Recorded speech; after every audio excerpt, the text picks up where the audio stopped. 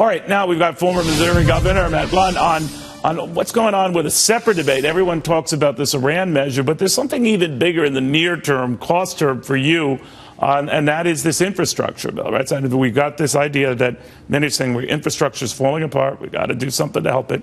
But we come to find that a bridge that collapsed not too long ago was sporting an A rating. So we don't even know what to fix, right? Well, I think there's a general understanding that our infrastructure is deteriorated and that we've not kept up with the developed world in terms of infrastructure investment. Do you think we should have, whatever we committed to doing, should have indexed it to inflation? And the debate and drama in this would have been taken out. Let's take Social Security. It's indexed to inflation. Leave it alone.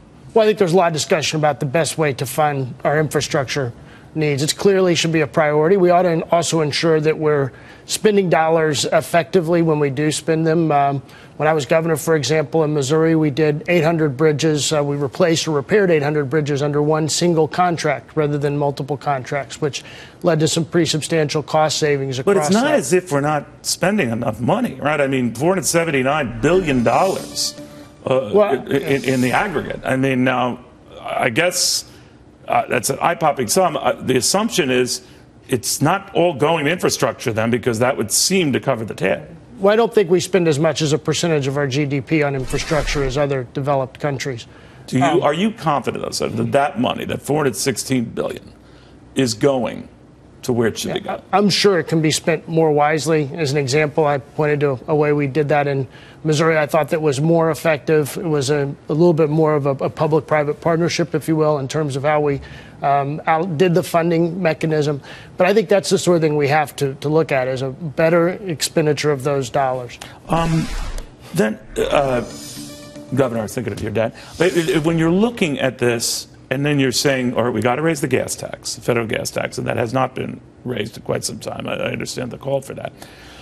But then how do we make it effective? And then how do we choose what has to be fixed? If in the case of this bridge collapse, not too long prior, it was fine. And authorities didn't seem to think it had any issues, any problems. And the agency that built it and everything was given a high rating.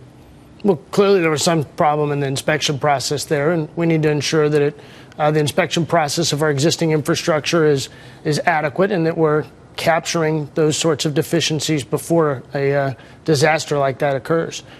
But do you get a sense, though, that Republicans are leery to recommend any hike in taxes, gas taxes, because this is not the time, ahead of the race, this is not the time, and critics on the left are saying they would sooner see bridges fall down than risk getting a ding in the polls?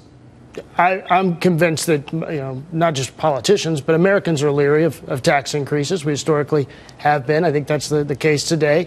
I think there's got to be a debate and a conversation about how you most effectively create the revenue that's needed to meet our infrastructure needs.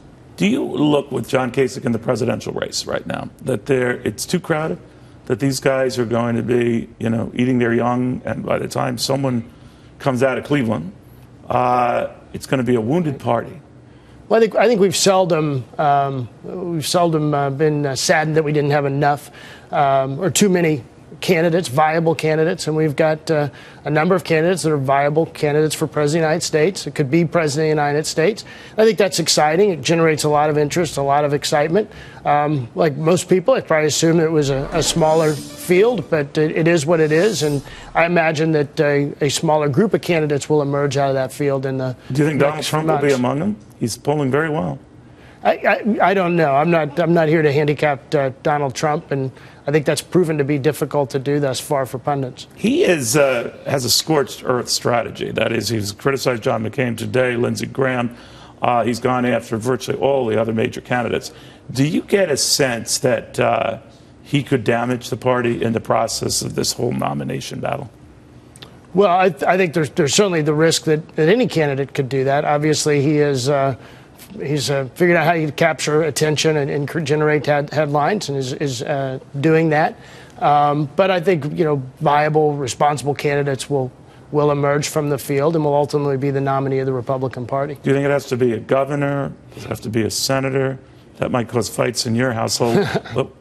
Who? Well, I think historically governors have obviously done well as a Republican candidate. And I think there are a number of candidates that could emerge from the field. But certainly some of the members of the Senate have really tapped into a certain strain of conservatism. You don't have a candidate? I don't have a candidate. Do you have I think there are a number of candidates that can really expand the map. Is there anyone you hate, you can't stand? If they were elected, you'd leave the country? Not that I would say on national television. Governor, thank you very, very much.